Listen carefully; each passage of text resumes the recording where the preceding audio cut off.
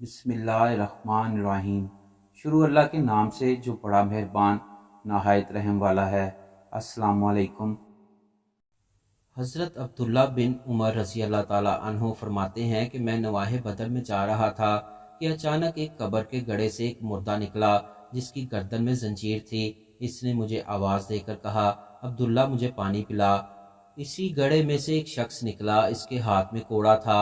इसने मुझे पुकार कर कहा, ए अब्दुल्ला इसे पानी ना पिलाना, ये काफिर है। फिर इसे कोड़े मारता रहा यहाँ तक कि वो अपने गड़े की तरफ वापस लौट गया। हज़रत अब्दुल्ला बिन उमर रज़ी अल्लाह ताला अन्हु फरमाते हैं, फिर मैं हजूर सल्लल्लाहु अलैहि वसल्लम की खिदमत में हाजिर हुआ और सारा वाक़या हजूर सल्लल्लाहु अलैहि वसल्लम से बयान किया।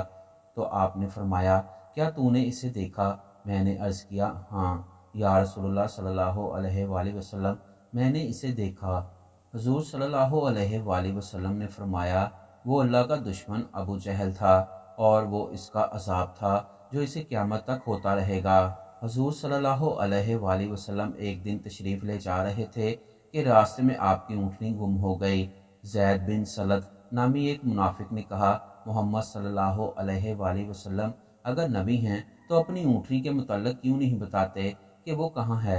वैसे तो इनका दावा है कि वो आसमान की खबरें बताते हैं, मगर वो अपनी ऊँटनी ही की खबर नहीं रखते।